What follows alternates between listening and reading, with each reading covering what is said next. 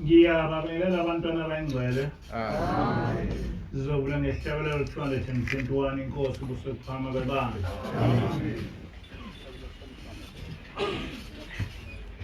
Ngiyeza Nkosi mina ngedwa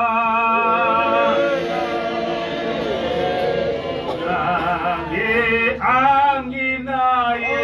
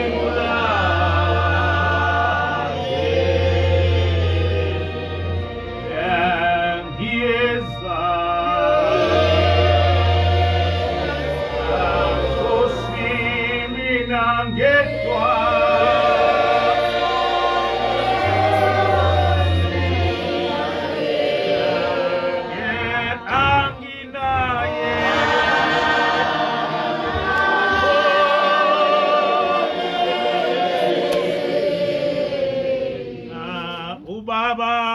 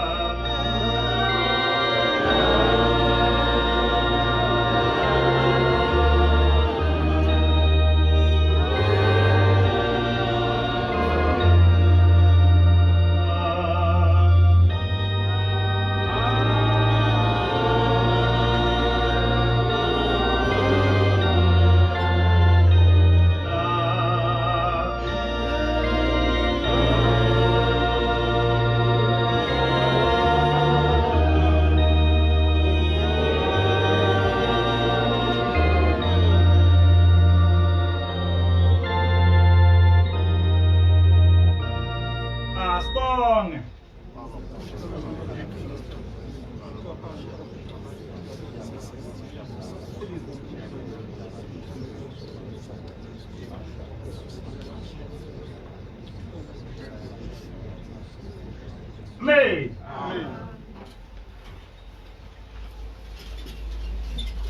Lesi sihlabelelo esisihlabelelayo saqanjwa ubaba ilanga ngo-1938. This hymn was composed by His Holiness J.G. Shembe II in 1938. Kwakuyinyaka mhlawumbe emithathu ethathe lobu buholi. He had taken this leadership position maybe 3 years ago before he composed it. Laqanjwa evela bahleke kulapha engakhulela khona. It was composed at Velabahlege home where I grew up. Lesi sihlabelelo sihlabelelo ngentombazana abazali baya ababengafuni uba ibeli Nazareth. This hymn is about a girl whose parents didn't want her to become a Nazarite. In fact, bayishaya bonke ishawa uyise nonina nabafowabo nodadewabo. In fact, the rest of her family, her father, mother, brothers and sisters, beat her up. Yayisigcina sihlala entabeni ngoba ingakwazi ukuza phakathi kwethu. And she ended up staying away from home because she couldn't come and be among us. Kodwa bagcina behluleka ngoba ayizange yaze yeke ukuba eNazareth. But they eventually had to give up because she never stopped being a Nazarite. So lesi sihlabelelo ke ubaba ilanga wayesusela kuleyo ntombazana. So this hymn was composed on the basis of this particular narrative about that girl. Uthi ke ngiyeza Nkosi mina ngedwa nginayo umphelekezeli ubaba kanye nomama abavumi ngikulandela. She says, Lord, I'm coming alone because no one is accompanying me since my father and mother don't want me to follow you. Nabafowethu kanye nodadewethu nabo bayawuzonda umoya wami. Even my brothers and sisters actually hate my spirit. Ithi ke ntombazana Nkosi vala izindlebe zami ngingazwa izwi lwabo ungabezwa ukuthi bathini. She goes on and says, Lord, please close my ears so that I may not hear what they are saying. Ngoba ngiyalizwa izwi lakho lingibiza. Because I can hear your voice calling me. Ngicela ke Nkosi kuba ungiphe inhliziyo ethandayo. Lord, can you please give me a loving heart? Iyaqhubeka le ntombazana ithi ngiyathanda ukubona lapho ukhona nenceku yakho. She proceeds and says, I'd like to see where you are with your servant.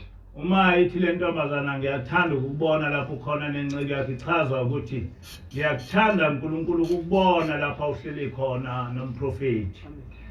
She actually meant that she would like to see where God himself is sitting together with the prophet. Ithi ke ngibize Nkosi ngezwi lakho ngizokulandela. And she says, call me Lord with your voice, I will follow you. Umoya wami uyavuma nawe inhliziyo ungenqabi. And she says, my spirit is willing, and you, my heart or my soul, you should be willing as well. Ngoba ngiyathanda ukuba ngiphelele kulowo muzi oyingcwele. Because I would like to end up in that holy city.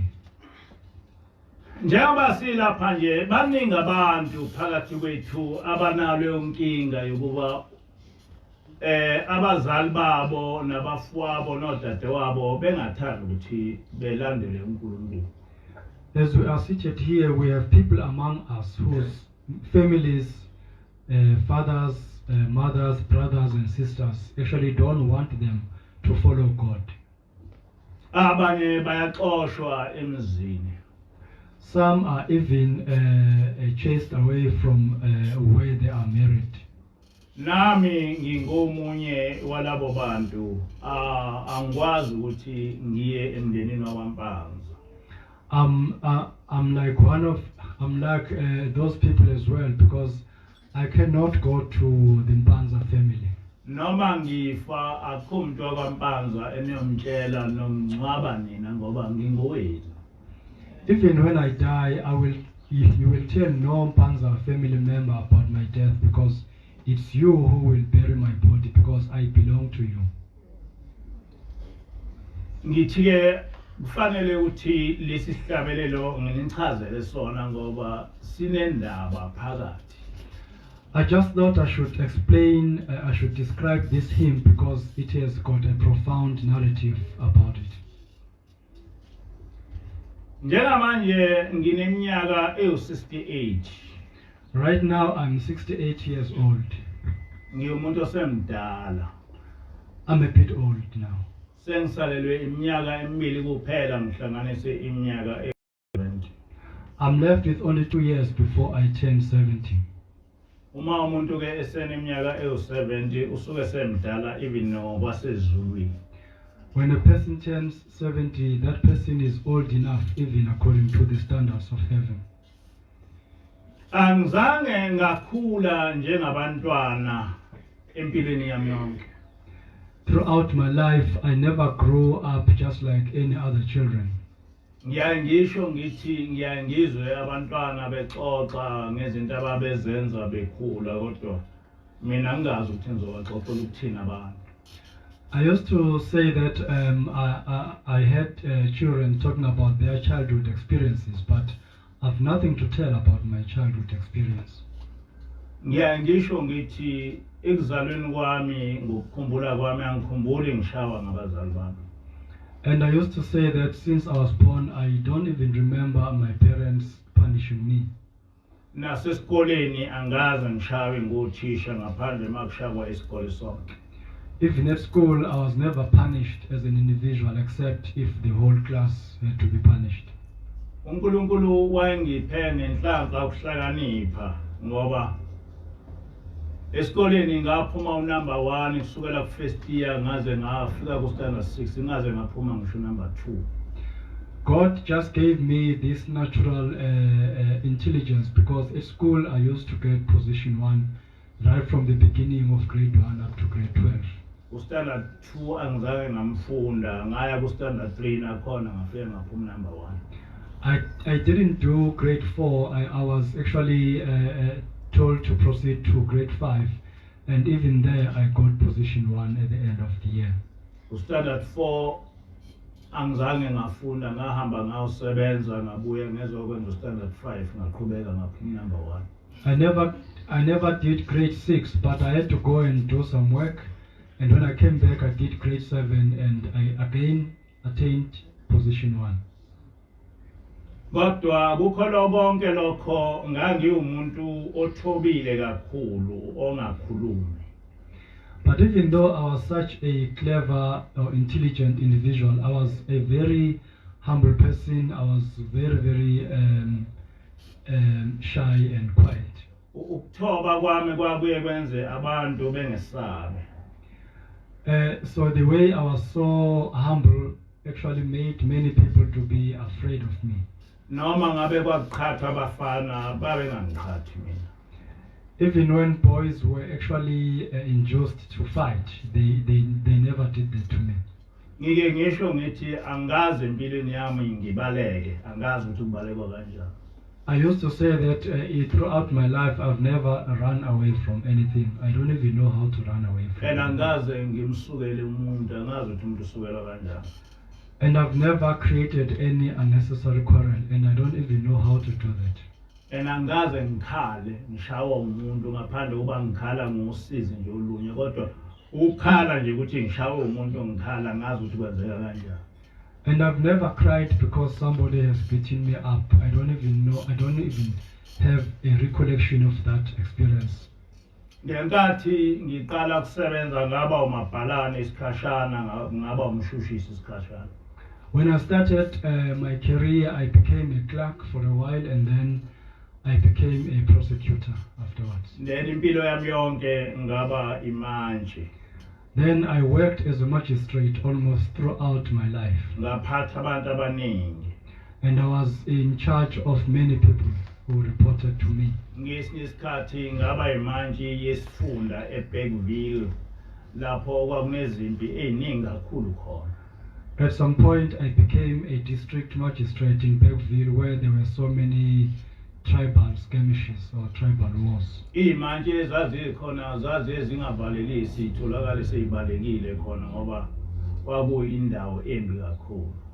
Magistrates who used to work in that area, all of a sudden they would be found to have disappeared because it was a very dangerous place. Kodwa mina ngiwabiza onke amabutho aseBergville ngihlale nawo phansi ngikhulume nawo angaze ngibe nenkinga. But I would just call or summon all the warriors of Bergville, and I never had a problem after doing that. I would sit down and just discuss matters with them. Indlela ke uNkulunkulu owayengidale ngayo.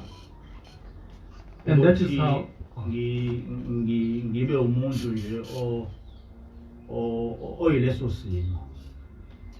God just created me to be that kind of a person. Ukuba umfundisi akusiyona into engiqalayo ngisho ngikhula noma sengisebenza abantu abaningi babengibiza ukuthi umfundisi. Being a church minister now is not a new thing in my life. Even when I grew up, I would often be called minister, reverend, or pastor. Ngiyacabanga ukuthi ngathi ngizalwa kwakuvele kunqunyiwe ukuthi ngisebenze lo msebenzi. Yikho ngangivikeleka ezintweni zonke ezinjalo. I'm convinced that even when I was born, I was already mandated to do this kind of work. That is why I've been protected from so many things. Ikhona into enjalo ukuthi uze lapha emhlabeni suvele usuthunyiwe uNkulunkulu ukuthi kufanele wenze njalo.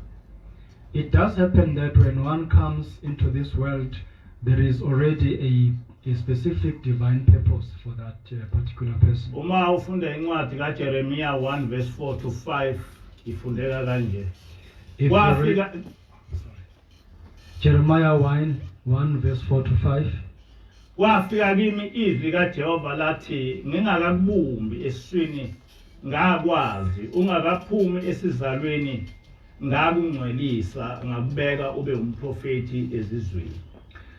The word of the Lord came to me, saying, before I formed you in the womb, I knew you. Before you were born, I set you apart.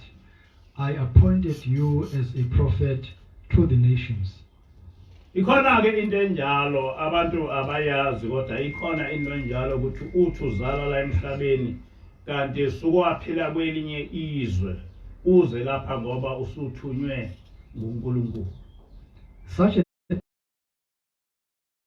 by the time you come into this world to live your material life, you have actually lived in the spiritual world long time ago, and by the time you are sent here, it is just because of a certain purpose. Ngo 2007 ngangise ebuhleni ngingumvangeli kwakunabantu bakwaNcumalo ababelwa nami bethi akufanele ukuthi ngishade noma ngihlangane nomkhokheli ngoba udadewethu. While I was at Ebuhleni branch, I was blamed by so many people from the Ngumalo family, telling me that I could not get married to my present wife because she was supposed to be my sister. Umkhokheli wakhuliswa uMpanza. uMpanza eganwe uMadube, wancela kuMadube. Mina ngingowakwaMpanza futhi ngizalwa uMadube. My wife, the senior leader, actually was brought up as a child by a Mpanza family somewhere, and actually she was nurtured by a woman from the Dube family, and even my father is Mpanza and my mother was Madube, which means her maiden surname was Dube. kodwa lo Mpanza lo angimazi ngoba wayengwale eMpumalanga nalowo madube angimazi. But that certain Mpanza man was not familiar to me because he actually lived in Mpumalanga province, and even Madube, I don't even know her, so there was no connection between us. Kodwa labo bantu babekwazi lokho. But those people were actually aware of that. Ngiyakhumbula bengishayela ucingo ngisemgidini ebuhleni benjela ukuthi bazokuza bezolanda umkhokheli ngalesi sizathu sengisichazile. I remember that when there was a holy dance at Enkolweni, they actually made a telephone call telling me that they were going to come and collect my wife, take her back because of what I've just explained now. Kodwa kusoleso sikhathi kwafika ingilosi sithukuthele. But right at that moment, the angel came being filled with fury. Yathi bathini laba bantu bathi bazokwehlukanisa nomkhokheli. She asked, "What are these people saying? Are they actually threatening to take your wife away from you?" Babe kuphi mhla amadoda amathathu ezweni elithize emandulo ningakababikho ngisho eyiswini zabazali benu benquma ukuthi kufanele ukuthi nihlangane. Where were they when 3 men actually decided long ago, even before you were formed in your mother's wombs, that you should be united in a marriage? Lokho khuluma ngaleso sikhathi ngangakwazi ukuthi usho ukuthini. I was not able to comprehend that kind of a talk at that moment. Ngoba ngangicabanga ukuthi ingilosi ikhuluma ngokushada kwethu. Because I thought the angel was merely talking about our marriage. Kodwa ngingazi ukuthi ukushada kwethu kwakwahlanganisa kanjani lamadoda asendulo singakababikho ngisho eswini zabazali bethu. But I was not able to relate our marriage with what those 3 men said long ago, because we did not even exist in our mother's wombs. Kodwa sengiyazi manje ukuthi yayingakhulumi ngomshado, yayikhulunywa ngokuthunywa kwethu. But I know now that she was not referring to our marriage, but she was referring to our mandate. Ukuthi kwasemandulo singakababikho la kulomhlaba kwathathwa isinqumo ezulwini ukuthi kufanele kuba size sizokhuluma indaba kaNkulunkulu. That even long ago, before we existed in this material world, the decision was taken in heaven that we should actually come down and do this and actually perform this function. Ngakho-ke uma kuqhamuka umuntu engithuka esho lokhu yanalokhu yana ngiyangithule nje ngithi akazi ukuthi uthini. So whenever somebody comes and actually hurls insults at me, I just keep quiet, knowing that this person doesn't really know what they are saying. Abanye bethi angisiyena owakwaShembe. Others saying that I don't even belong to the Shembe family. Angikholwa ukuthi ezulwini ikhona indaba isibongo. I don't believe that in heaven surnames even matter that much. Ngisho igama. Even names, I don't know if they really matter. Kodwa uNkulunkulu uma ezokuthuma esizulwini ubuka isimo sakhe, character yakho, personality yakho, hayi isibongo sakho, hayi igama lakho. But if God is going to send you and mandate you to do a certain function, He doesn't really look at your name and surname. He looks at your character. Isihloko sale nkulumo sithi owembethwe ngomubi Uyisithiyo Enkolweni. The topic of this sermon is whoever is possessed by the evil one is an obstacle in our faith system. Ngiyazi ukuthi abanye kungabadida lokho, kodwa baningi abantu abembethwe umoya omubi bekholiwe. I know that others may be confused by what I'm about to say, but there are many people who are possessed by an evil spirit, even though they are supposed to be pious. isikhathi esiningi baba nezikhundla bebe abafundisi. In most cases, they even get church positions. They become priests. Abanye bebe abantu nje abadumile ebandleni. Others become famous people in the church. Uzucabange wena ukuthi amakholwa kanti abantu nje ababekwe uSathane. Until you even believe that they are pious people, but they actually have been annoyed by Lucifer. Abazilutho ngokukholwa. They actually know nothing about our faith system.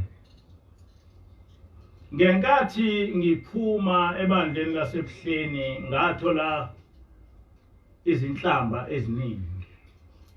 When I left the Ebuhleni branch, I actually got insulted a lot.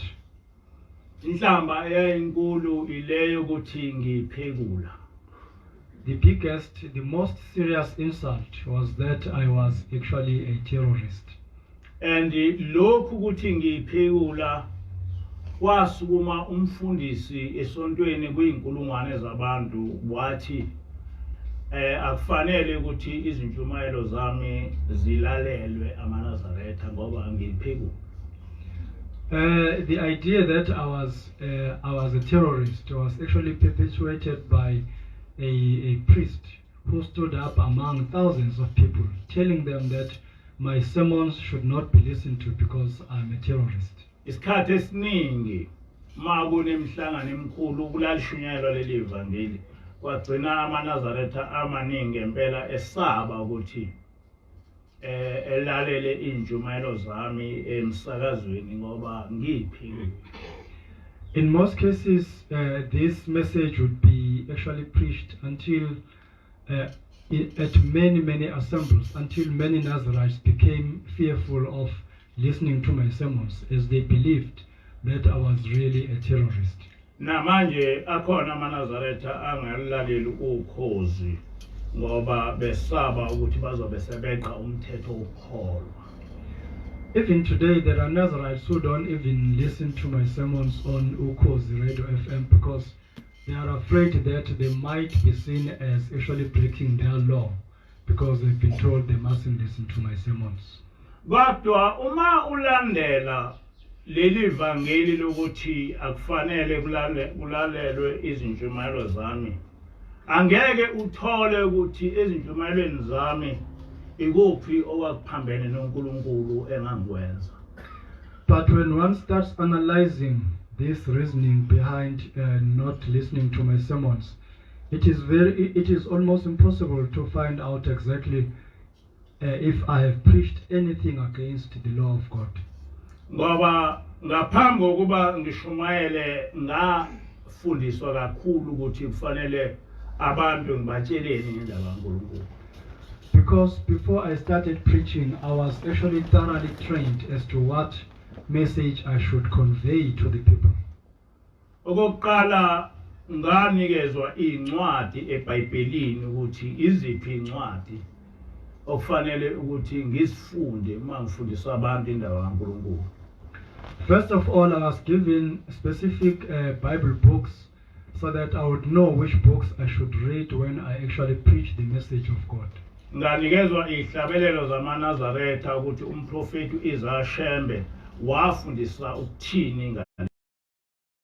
And I was also given Nazareth hymns so that I would understand exactly what the prophet Isaiah, peace be upon him, taught about this faith system. Ngijwayele ukuthi ngikhulume ukuthi ingilosi into yokuqala eyayenza ukungifundela ivesi lesithathu lomthandazo weSabatha lapho uShembe khona ethi nokwesaba uJehova ngokugcina imithetho yakhe owayiloba ngenceku yakhe uMose ukuze kudumisa kwenu kwamukeleke kuThixo eMkhosi. She actually gave me a specific verse in the Sabbath prayer, verse 3, where she says, the servant of God, Moshe, told us that we should actually fear God and observe his laws so that our praise and worship can be acceptable to him. No. Ushembe washo yena uShembe ukuthi asesabe uNkulunkulu sigcine imithetho yakhe oyilobe encwadini ngoMose. The prophet Shembe actually said we should fear God and observe his laws that he has written through his servant Moshe. Ngaleyo ndlela kuyi-instruction kaShembe ukuthi ukukholwa kwethu kwakheke emthethweni kaMose noma emthethweni kaNkulunkulu owayelethe emhlabeni ngoMose. In that sense, it is Prophet Shembe's doctrine that our faith system is founded on the message that God brought to us through his servant Moshe. Lo muntu wayethi ayingalalelwa imfundiso yami akazange wayihlupha ngokuthi lokho engikukhulumayo kuphambene nokufundiswe uShembe. The person who actually advised others not to listen to my sermon never bothered checking if what I was teaching was actually contravening what Prophet Shembe has taught. Akazange wayihlupha ngokuthi lokho okukhulunywe uNkulunkulu eBhayibhelini ngiphambene nakho. He never bothered checking if what I am preaching is actually contravening what God says in the Bible. Kodwa okwakubalekile ukuthi engithuke ekhulume kabi ngami ukuze abantu bengayilaleli lento engiyikhulumayo. But his main purpose was to insult me and actually tarnish my name so that the people could not listen to my message. Usathane ungena kanjalo ke kumuntu ukuthi ezame ngawo wonke amandla ukuthi ungayikhuluma indaba kaNkulunkulu kubantu. That is how the devil actually enters and uses a person so that you may not be in a position to declare the message of God to the people. Lokhu kukhuluma kuyatholakala nakumaKristu asuke ephumile endabeni kaNkulunkulu. The same thing can be found among Christians who have actually abandoned the real message of God. Kujwayelekile ukuthi uzwe amaKristu ethi uyagxeka. It is commonplace experience to hear Christians saying that you are simply criticizing. Ungaze wazi ukuthi ukugxeka lokho abakushoyo bachaza ukuthini ngakho. And it becomes mysterious, actually even difficult to understand what they mean by this notion of criticizing. Again, nginikeze isibonelo. Nanku umthetho kaNkulunkulu uthi uma uyikholwa ungabhundi ikhanda lakho. Let me just give one a specific example. Now, this is the principle of God that if you are a believer or a pious person, don't shave your hair on your head. Nakho sekufika ingilosi ithi fundisa abantu umthetho kaNkulunkulu. And now the angel arrives and says, teach the people about the law of God. Isithi ke ingilosi batshele abantu abakholiwe ukuthi bengabhundi amakhanda abo. And she goes on and says, tell these pious people not to shave their heads. Uma usuphuma uyobatshela lento ebhalwe uNkulunkulu phansi yakhulunywa ingilosi ukuthi abantu abangabhundi. Uma umuntu usumtshela ukuthi uthi uNkulunkulu abantu abangabhundi, then umuntu ebesethi uyagxeka. Usuke echaza ukuthi ufanele ukukhulume kanjani ukubatshela ukuthi bengabhundi. Then when you convey that very same message as you derive it from the Bible, as supported by the angel as well, and then when somebody says you are simply criticizing, then it's not easy to understand exactly how they think you should preach this message. Lo muntu akazi ukusho ukuthi uNkulunkulu wrong ngokuthi ethi abantu abangabhundi. This person will never say that God is wrong by saying that people should not shave their heads. Ngoba uyabona uNkulunkulu ubhalile ukuthi ungabhundi. Because it's clearly written down that you must never shave your head. Kodwa uzoza kuwe ezothi wena wrong ngokutshela abantu lokho okushiwo uNkulunkulu. But this person will simply come to you and tell you that you are wrong by just telling the people exactly what God has said. So kuyoba nempikiswana enkulu yokugxeka kodwa kungabanayo impikiswana yalokhu exactly okushiwo uNkulunkulu. Then there will be a huge argument about criticism instead of actually analyzing what God has said. Kanjalo ke nakumaNazaretha uma ngabe engithuka akaze ngabheka ukuthi lokho engikushoyo kuphambene nalokhu okwashiwo uShembe. Same thing applies to Nazarites. Whenever they insult me, they never actually analyze whether what I'm saying is contrary to what Prophet Shembe has taught us. Nako nokuthi lokho okushiwo uShembe kuphambene nalokho okushiwo uNkulunkulu. They don't even check if what Shembe has taught is actually contravening what God himself has told us. Nokuthi uNkulunkulu uyabheda yini ngalokho okukhulumayo. And whether God is just babbling by saying what he has said. Kodwa into oyitholayo ukuba kuthuke wena ukuthi ubatshelelana abantu ukuthi uShembe wathini. But what happens is that you simply get insulted for actually telling the people what God said. Ubatshelelana abantu ukuthi uNkulunkulu uthini. Why are you telling these people what God has said? Ngaleyo ndlela ke uyagxekwa, uyagxeka. Therefore you are criticizing. Ngokugxeka bachaza ukuthi awushumayeli uwrong kulento yenzayo. They actually mean that you are not preaching, but you are simply wrong in whatever you are doing and saying. Kodwa umbuzo okhona ukuthi uma uNkulunkulu ethi abantu bengakwenzi lokho bese wena udlulisa lo myalezo yiphi enye indlela okufanele udlulise ngayo kuthiwa awugxeki. But the question is, if God says go and tell these people not to do this and that, how else are you supposed to convey this message in such a way that you are not seen as a person who is criticizing?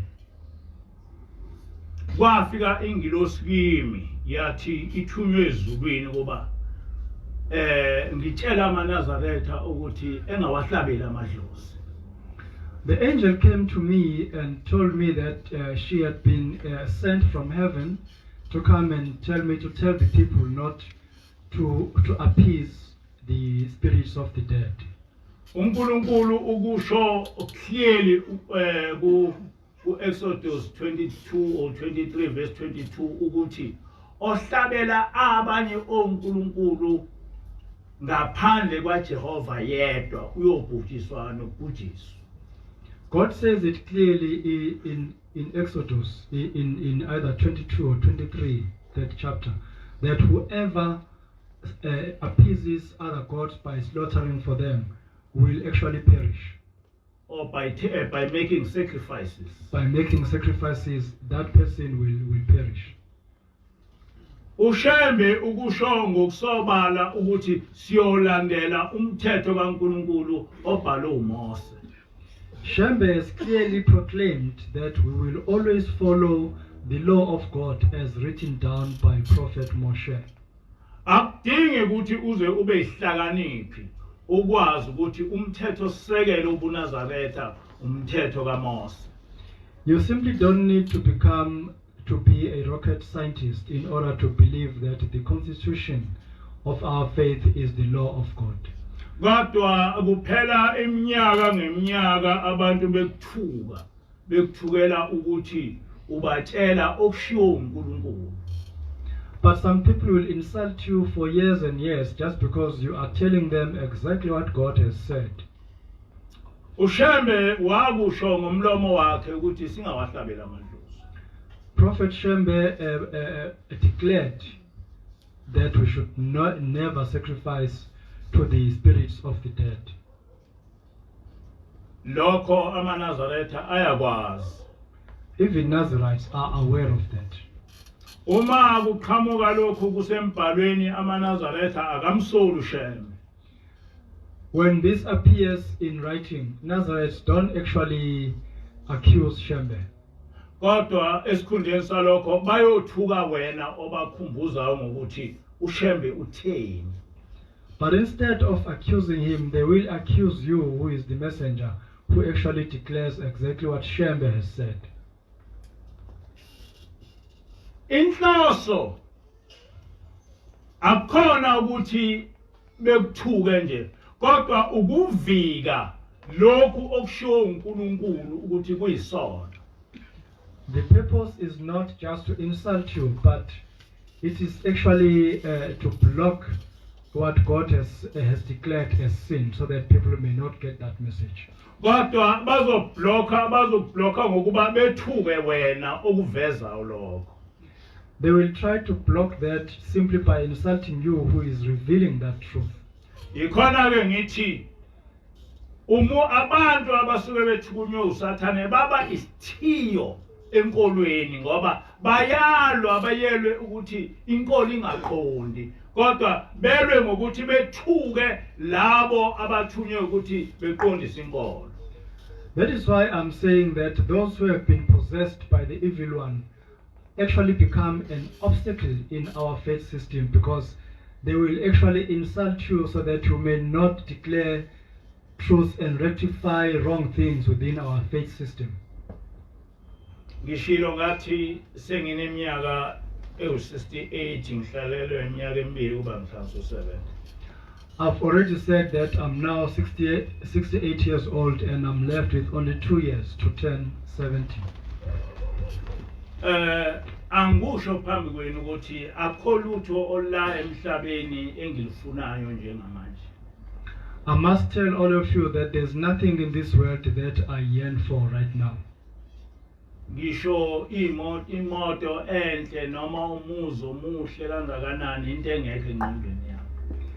Even fancy cars and beautiful houses, that is not part of my thoughts right now. Angazi ukuthi iyiphi into enhle ongase ungenzele yona engijabulise. I don't even know what good thing you can do in order to make me feel happy. Kodwa into engihluphayo ubuNazaretha ukuthi ngiyohamba emhlabeni ngikulungisileni ubuNazaretha noma ngohamba kungakalungi. But what is just worrying me is our Nazareth faith. I'm asking myself if by the time I leave this world, will everything have been fixed about our Nazareth faith? Ngiyaye ngicabange izinto ezasho ubabamkhulu egcina elala etsheni ecabanga indaba ukuthi uma esehambile kuNazaretha kuzoba njani. I even think about what Prophet Isaiah Shembe, peace be upon him, what he said even when he actually put his head on a rock, because he was worried about how the Nazareth faith would look like after his departure from this world. Noma emva kwababamkhulu kuNazaretha ngafanga kodwa kuhambe kwahamba ubuNazaretha bafa. Even though our Nazareth faith was not actually destroyed immediately after his departure, but as time went on, it was definitely destroyed. Ubaba ilanga wakhuluma wathi ukukholwa kuyafike kodwa emva kweminyaka ewu30 abantu beqeda. His Holiness J.G. Shembe II once revealed that actually a faith system comes to us, but after about 30 years, some people just destroy it. Ngokuhlakanipha kwakhe wakubona ukuthi lokho kuyokwenzeka. Wayesethi emva kweminyaka ewu30 uyobuya emhlabeni. In his wisdom, he became aware that this would also happen, and then he declared that he would come back to earth after 30 years after his death. Nempela ukuba ubaba ilanga akazange wabuya emva kweminyaka ewu30 kuNazaretha ngabe sekuphelile. Surely if His Holiness J.G. Shembe II, if he never came back to this world, this Nazarite faith would be finished by now. Abantu abaningi uma becabanga kuNazaretha bayebecabange ngamaNazaretha, amalungu amaNazaretha. Whenever many people think about Nazarite faith, they simply think about Nazarites themselves. AmaNazaretha akukhona kuNazaretha. What Nazarites are doing right now has got nothing to do with Nazarite faith. Kungaba nebandla elikhulu lamaNazaretha njengoba kukhona oze-CC kodwa ubuNazaretha angababikho. One may lead a huge group of Nazarites, just like in the case of ZCC, but only to find that there is actually no Nazarite faith in that church. Ngoba ubuNazaretha ukuze uthi khona kufanele phakathi kube khona uNkulunkulu. Because for one to claim that there is Nazarite faith, there must be God involved in that faith. Kodwa uma abantu sebenza noma yini njena ngoba bethi ngamagama bangamaNazaretha kodwa ubuNazaretha njengenkolo kusuke kufile. But when people think that they can just do whatever they want to do just because they are Nazarites, then that kind of faith is actually dead without God. Njengamanje ubuNazaretha phakathi kwenu kodwa angazi ukuthi kuyoba phakathi kwenu isikhathi esingakanani. Right now, this Nazarite faith is among you, but I don't even know how long it will exist or survive among you. I-experience yami intshela ukuthi ngenkathi ibandla libalikhulu kuba isikhathi abantu behlubuka uNkulunkulu. Because my experience has taught me that whenever a church expands, then there will be a spirit of apostasy among those people.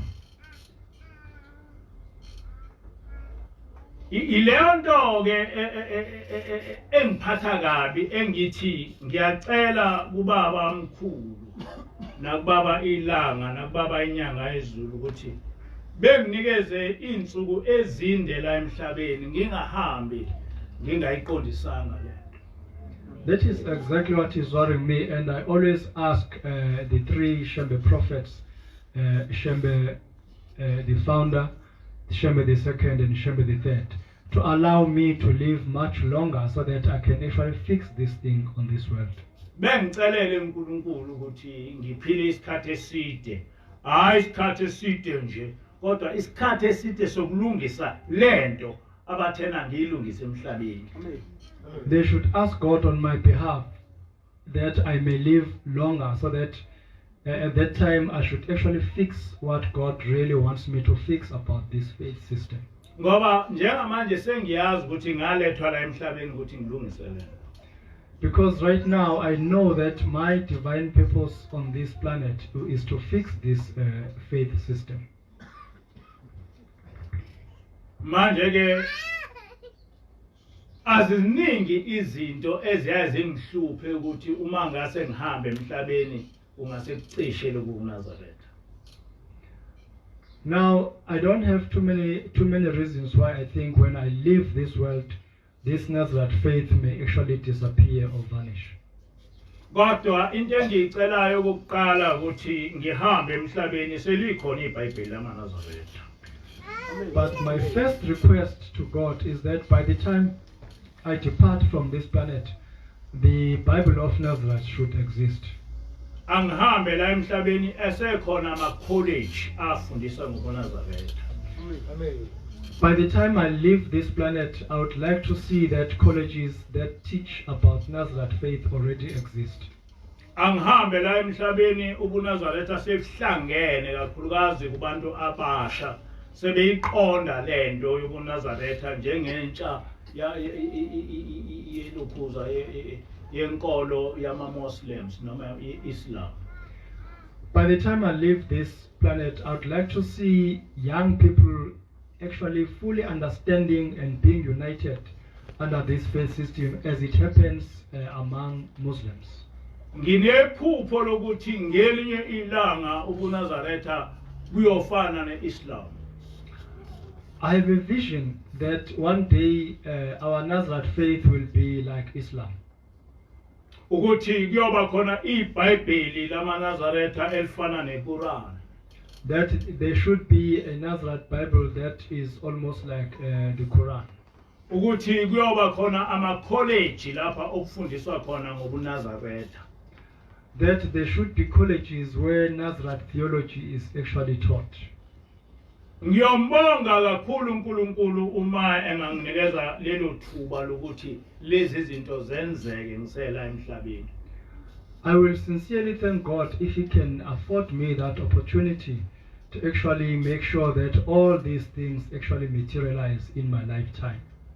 Zikhona izinto ezingiphatha kabi enginovalo lokuthi mhlawumbe mase ngihambile abantu bobuya bezenze.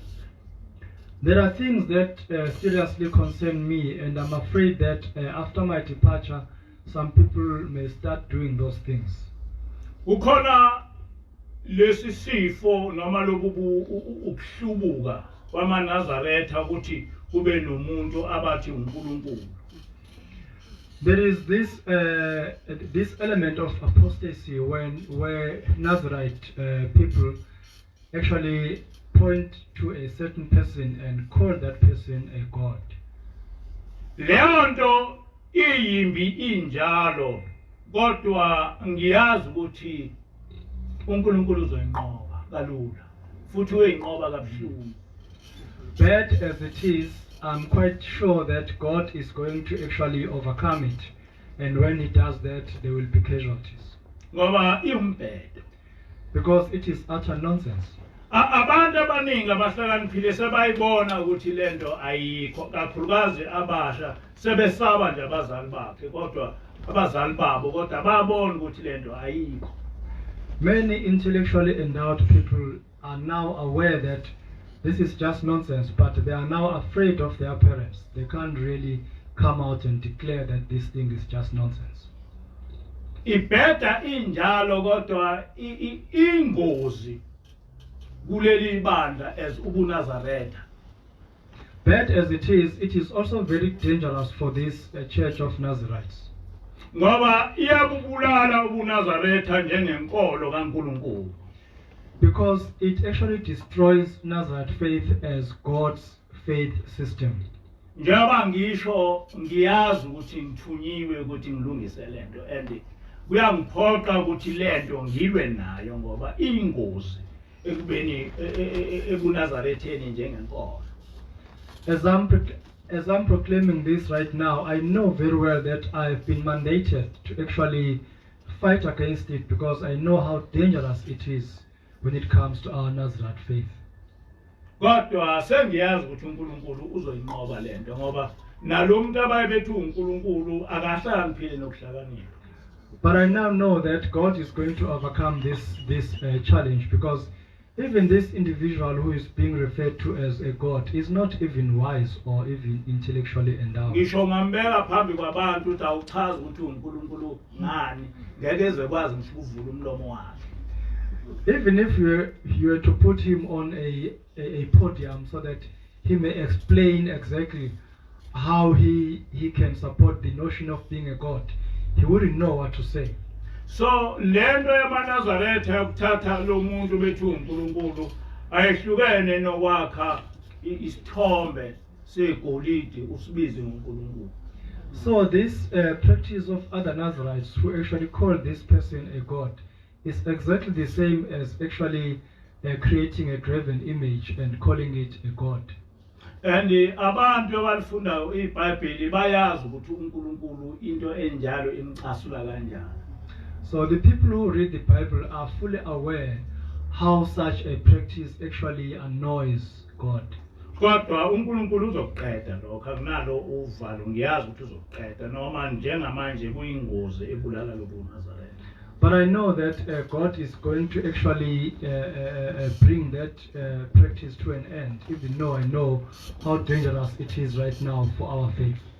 Kodwa into engiphethe kabi ukuhlubuka kubantu bengamaNazaretha bekhonza amadlozi. But what is really worrying me is this apostasy among Nazarites who actually worship ancestral spirits. Ngoba uma ufunda umlando wokuhlubuka kwabantwana bakwaIsrael usukela kuleyo nto yokuthi bekhonze onkulunkulu bezizwe bekhonze zonke izithixo abahlangana nazo bese uNkulunkulu uyasuka kuwo. Because if you follow the history of ancient Israelites who actually ended up abandoning God, it was mainly because they started worshipping other strange gods who had been introduced to them by other nations. Abantu abasweli ukuthi beyishintshe inkulumo yakho ukuze ivumelane nokukhonza amadlozi. People can actually amend what you have said so that it can actually support the idea of worshipping ancestral spirits.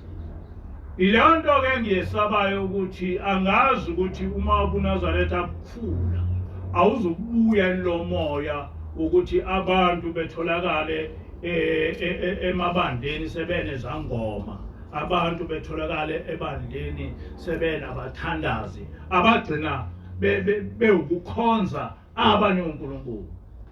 What is worrying me is that as this church is really growing so quickly, I'm just worried, asking myself if will people not go back to those old bad practices of actually having diviners among themselves in the church and also having those faith healers among them, which actually means that they will actually end up creating other demigods within the church.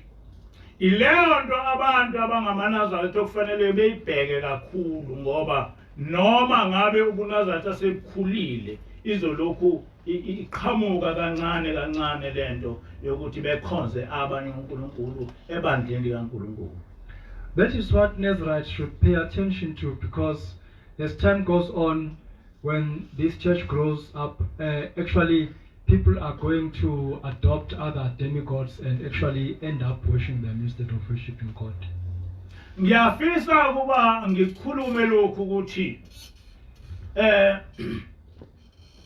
kuyadinga ukuthi abantu beyazi indaba kaNkulunkulu, bemhloniphe uNkulunkulu, bemesabe uNkulunkulu. I'd like to clearly proclaim this truth. People must really fear God, they must respect Him, they must worship Him in spirit.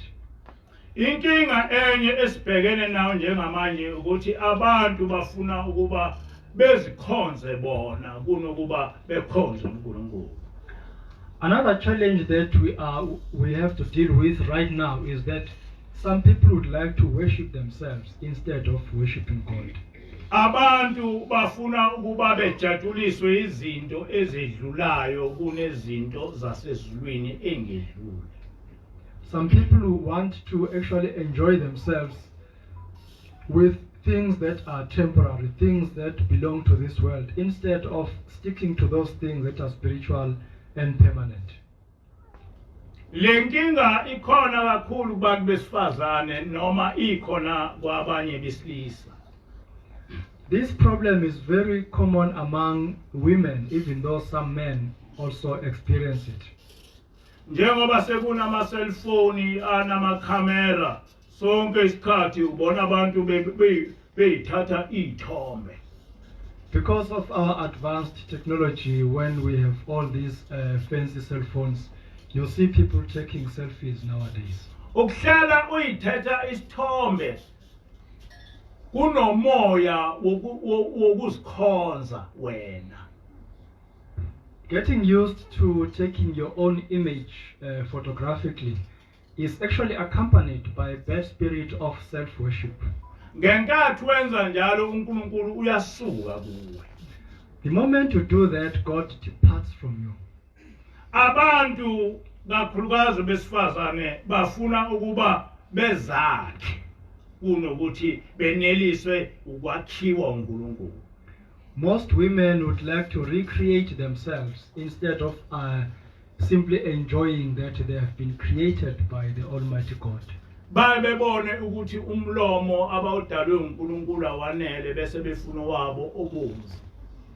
They often think that their lips they don't actually look good enough even though God created them, and they want to create these red lips. Namashiya banawo awanele bese bezakhela wabo. And they feel that their own eyebrows are not good enough, and then they actually create certain eyebrows.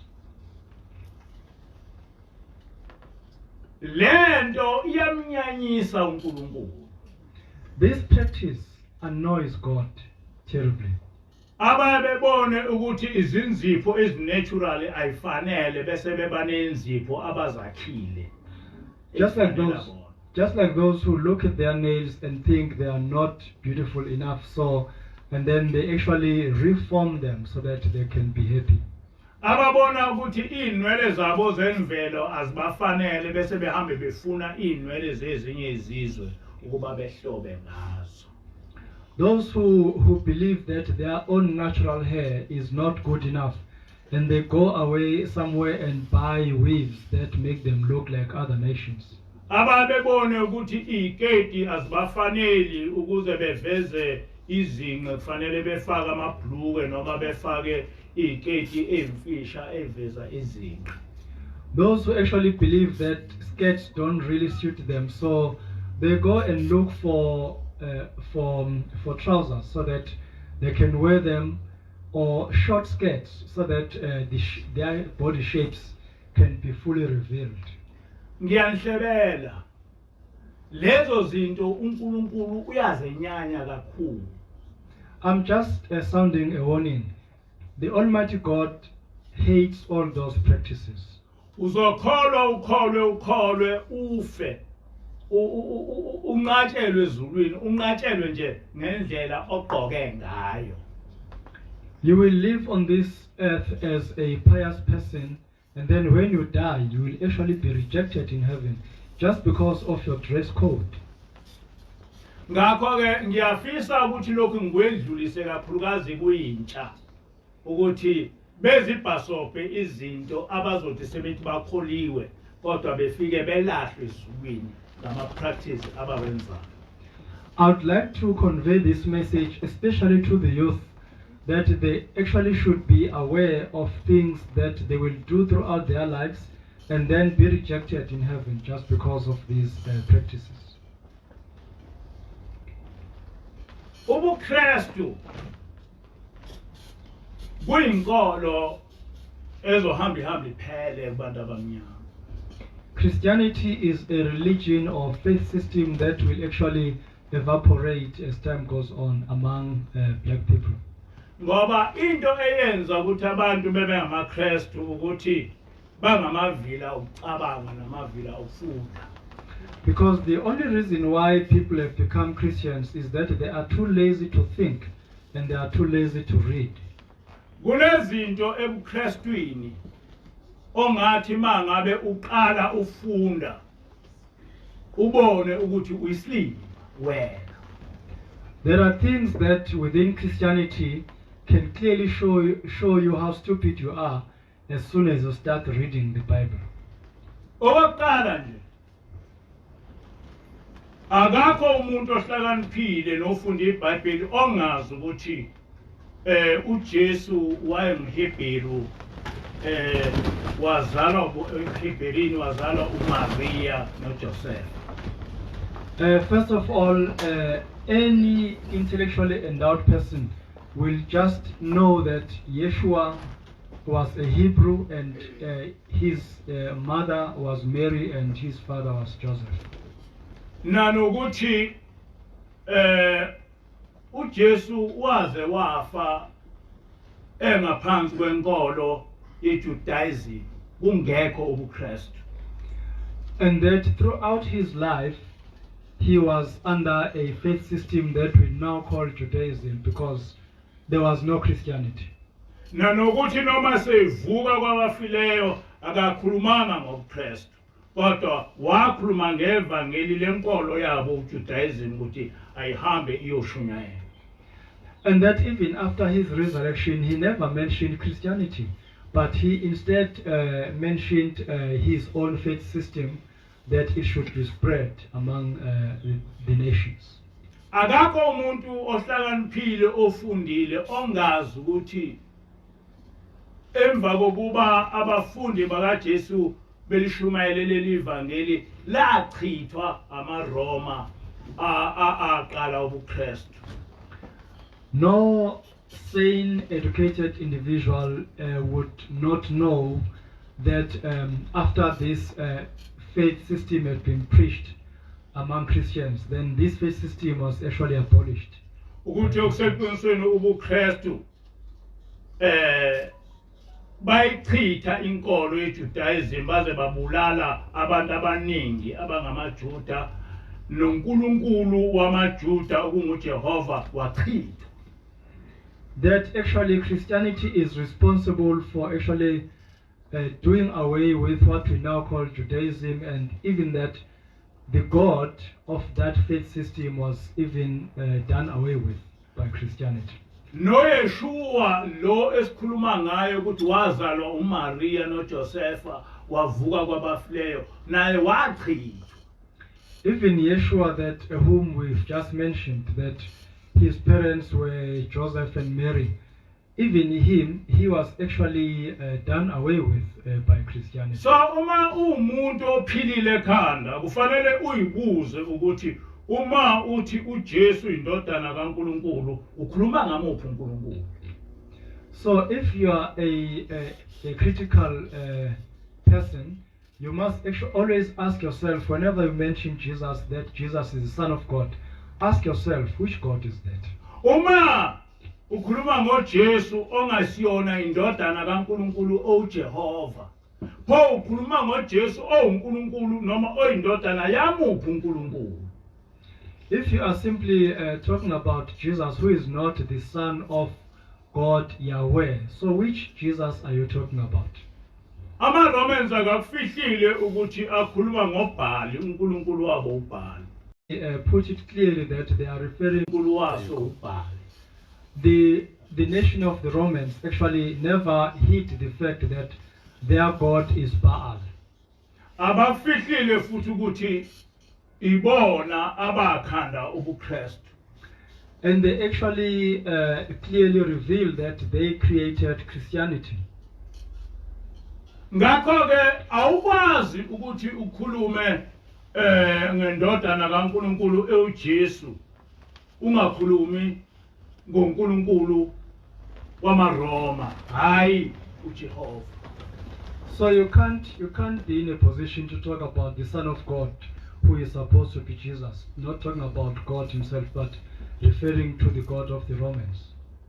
Okwesibili uma ukhuluma ngoJesu ukhuluma ngobani? Who is Jesus? Secondly, whenever you mention Jesus, who is this Jesus?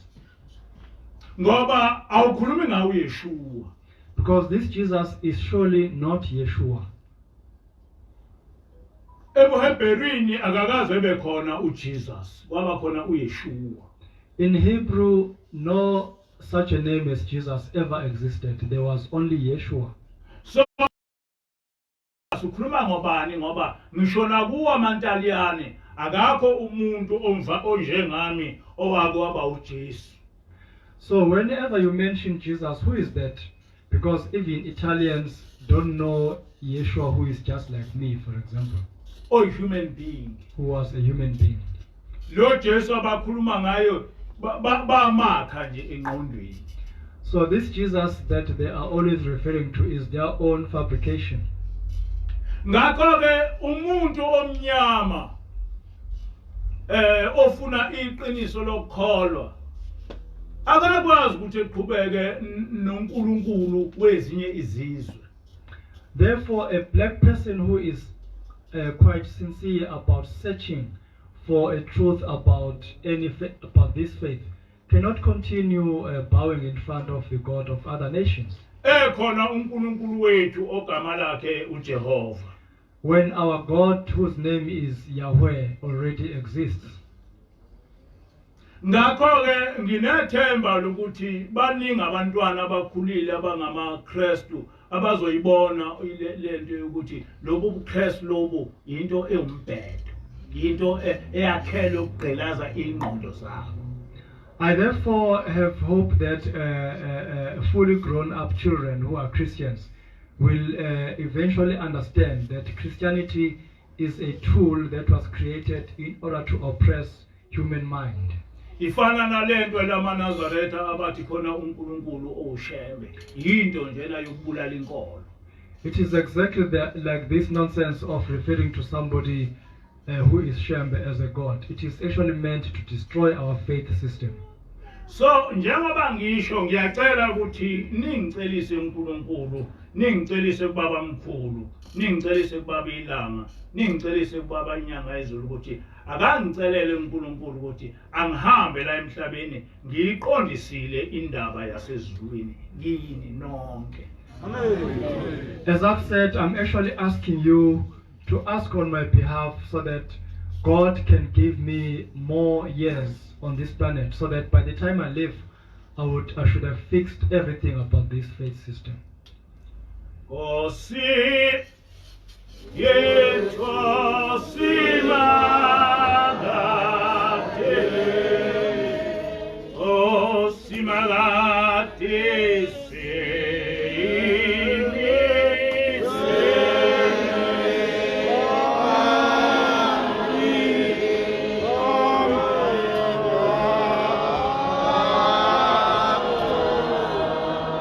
Oh, see me.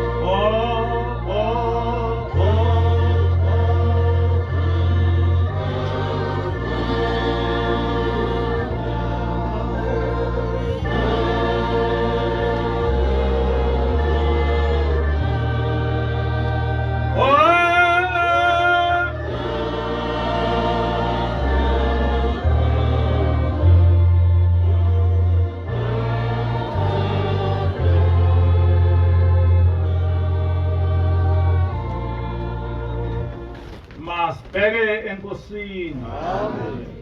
Nkosi yasekuphakameni siyabonga umusa wakho nothando lwakho. Wena Nkosi ovumile Nkosi kuba sibe kunomhlangano wakho ka-October. Sicela Nkosi kuba uhlale nathi.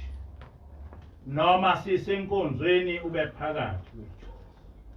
Noma Nkosi sisemgidini ube phakathi kwethu. Ungavumi Nkosi abantu abazongcolisa lo mhlangano wakho. Ngibeka Nkosi abantwana bakho abagulayo. Abanye Nkosi abaphethwe isifo lesi sigcwele emhlabeni. Ngicela Nkosi kuba ubaphilise. Bengafi uNkulunkulu wasekuphakameni, ubaphilise lesifo. Njengoba nathi silapha kulomhlangano Nkosi usiphilise usivikele kuzo zonke izifo. Ngicela Nkosi kuba ukukhulise ubuNazaretha bakho. Ukukhulise ngeqiniso. Ubenze Nkosi abantu bakho bekwesabe. Ubenze Nkosi abantu bakho bekuthande. Ubenze Nkosi abantu begcine imithetho yakho, behambe ngendlela yakho. Sibusiseke uNkulunkulu wasekuphakameni kulokho kuhamba kwethu. Ungabheki Nkosi izono zethu. Kodwa Nkosi ubheke ukuthi siyakuthanda. Ubheke Nkosi ukuthi siyazama ukukholwa. Sicela ke Nkosi kuba lokho kukholwa kuhlale kithi njalo. Ngelakho Nkosi igama manje kuze phakade. Amen. Amen.